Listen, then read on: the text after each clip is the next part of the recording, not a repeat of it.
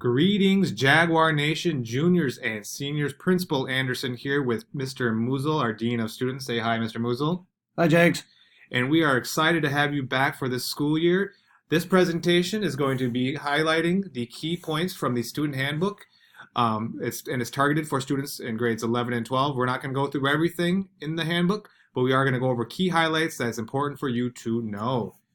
Again, this is a highlight portion, but there is a link here. We're going to send this out to all of you and to all of your parents. There's a link to the full handbook, which you are expected to, those are rules that you're expected to follow. It'd always be a good idea to check that out when you have some time. It is on the Jefferson website, and again, I will send it out to you and your parents later this week. Key thing for you really is we're not going to go over everything that you went over as a freshman or a sophomore, because right now we're expecting you to be leaders and role models in this building. You can be a leader and a role model by speaking up and doing what's right. You can also be a leader and role model by setting good examples for those younger students. Our expectations for you increase each year, and we know you are up to the challenge. Again, not much change here in administration. Most of you have been here. You've had the same 5 people as in administration, but Mr. Anderson, that's myself. I'm the principal here. Mr. Hall, he's an assistant principal, oversees a lot of programs, and he works with students with last names A through L. Miss Jarvis oversees lots of programs as well. She's assistant principal. She works with students with last names M through Z. Mr. Musil oversees Dean of Students and Behavior Team, and he works with all students. And then Mr. Nyberg is our Activities Director. We also have a strong counseling team, which most of you have worked with probably multiple times. They work with students based on their last name, Alpha. And then Miss Wallark works with all students around PGP, career, and college planning. Some of the things you can use your counselor for includes college preparation, academic planning, course scheduling, and more. They also will help with the more human side of school, including social emotional support, conflict resolution, and mental health and anxiety. They are a great team. Make sure you tap into them if you need anything. And I'm Mr. Musil. I'm the Dean of Students here, as you've already seen this good-looking picture. I work with Mrs. Wetzel and Mr. Johnson, Q, as you probably know him, in the hallways. Look for us for all kinds of things, and try to keep our interactions positive, and we're looking for great things from you this year, so I would expect nothing less.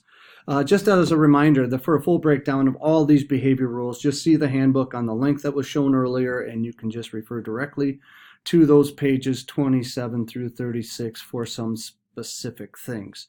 Academic integrity, as always, we just like to remind you to know what is considered cheating. Oops, sorry, I'll slide back here.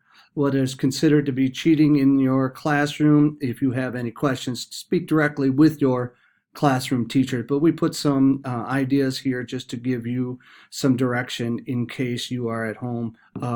There is one change, and please note here at the bottom that all violations are now cumulative for your high school career. You used to have a fresh start, but that is no longer the case.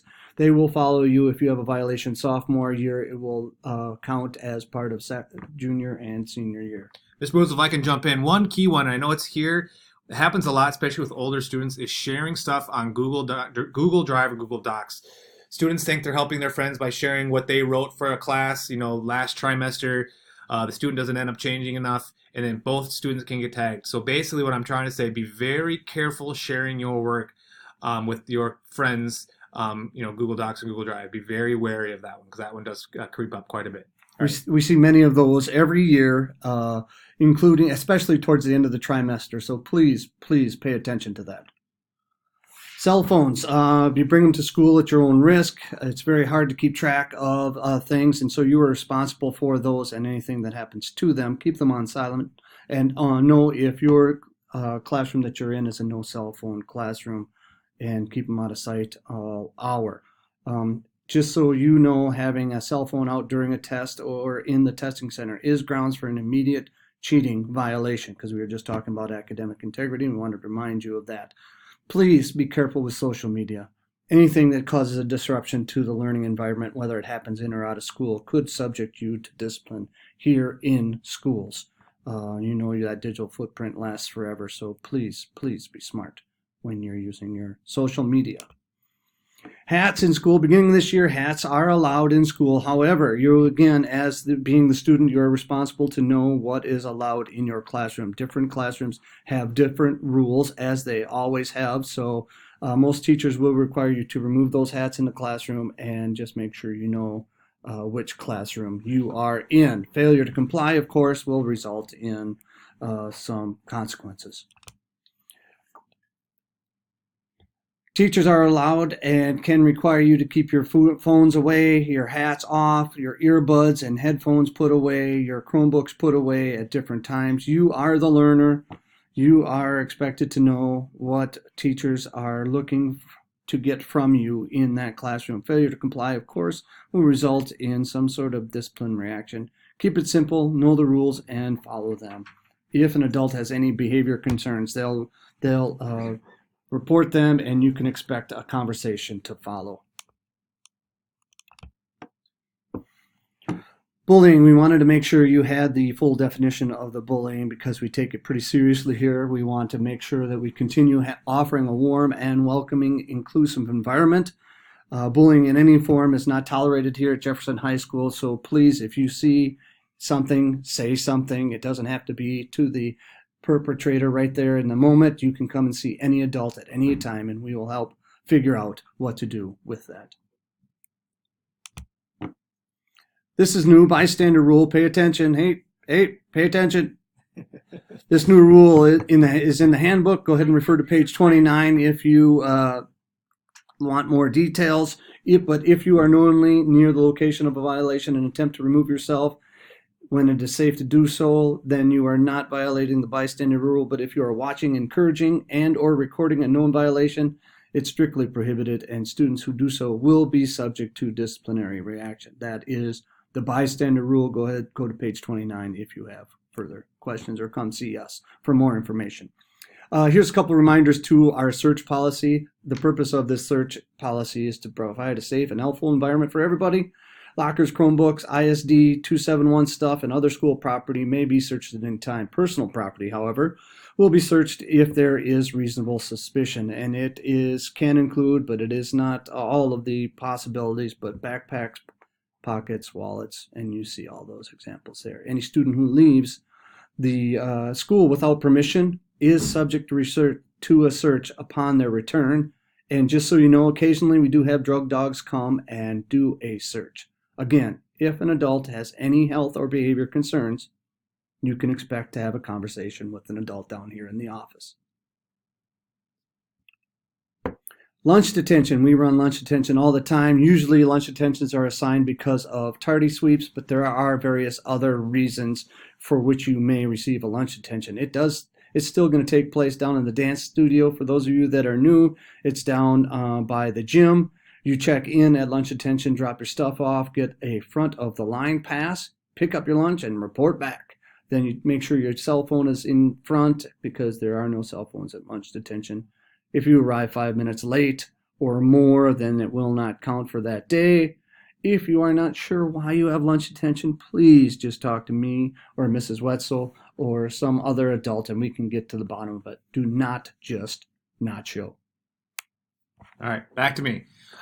Students are expected, this is about attendance and tardies and no credits.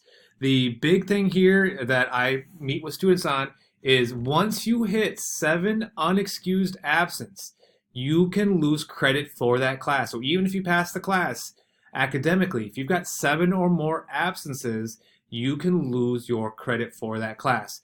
And those absences are both unexcused absences and tardies. Tardies count towards your absence total. 3 tardies equal an absence. And so when I meet with students who have lost credits, most of them have a combination of unexcused absences and tardies. So for you, be at class every day and on time, and it's not an issue.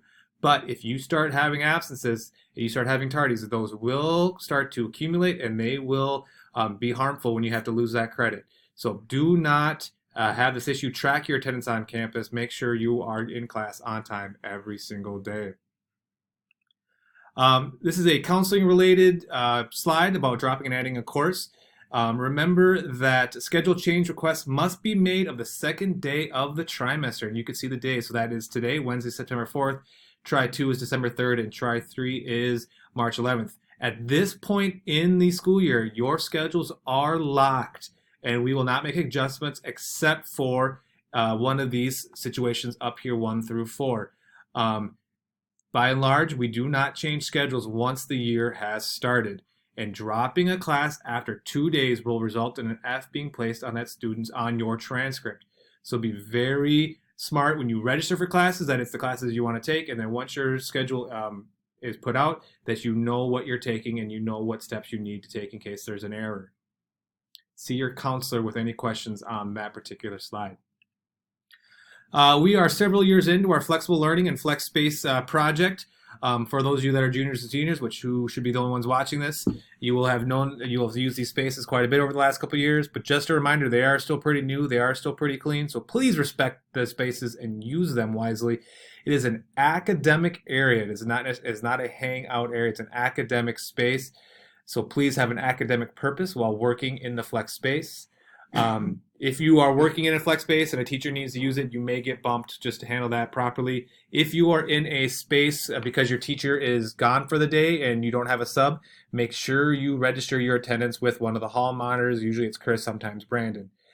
Students who do not use these areas properly will lose their privilege of working out there. So again, treat them properly, treat them respectfully, and it's all good. We have a lot of courses here at Bloomington that are either hybrid or online courses in design. Just remember that this is really an independent-driven type of class that you need to monitor your time, monitor your assignments, monitor your deadlines very, very carefully. Key things for you to remember is that you may leave the building if you are in a hybrid or online course, but you have to have the form completed and turned into the attendance office first. Additionally, if you leave school and come back early, you will be held in the front entrance until the next passing time. If you leave and come back late, you may be subject to discipline, including searches, like was previously discussed. Students staying in the building to work on their online class should be working in the cafeteria. So the testing center is still downstairs across from Mr. Levinsky's room in C9. Students must have a prior appointment to take an exam during the school day.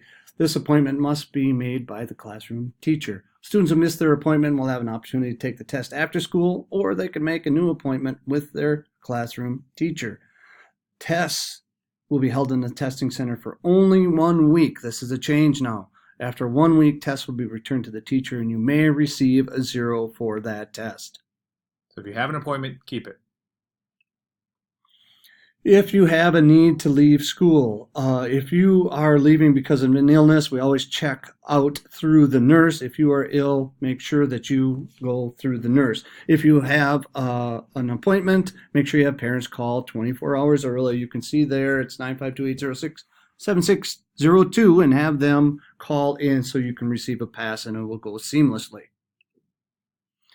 This year, drivers, that activity center lot will be blocked off when buses are here picking up and dropping off students. You will not be able to leave until the buses are clear. Please pay attention to that and plan ahead. You will not be able to go in or out of the activity center lot during pick up or drop off and while buses are present.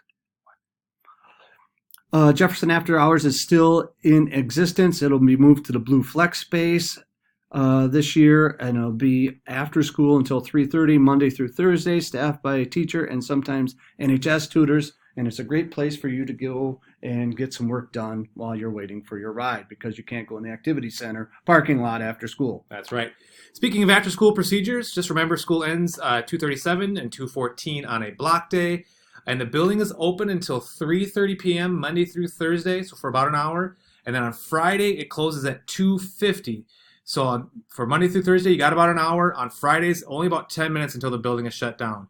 If you are in the building after these times, 3:30 or 2:50, you must be with an adult in an adult-supervised school activity. And it's just sometimes the last day of the week is a Thursday, but it's whatever the last day of the week is. Well, that's all we got for you, juniors and seniors. We appreciate your time. We appreciate your attention. If you have any questions for us, come ask. But have a great, great year. We're looking forward to it.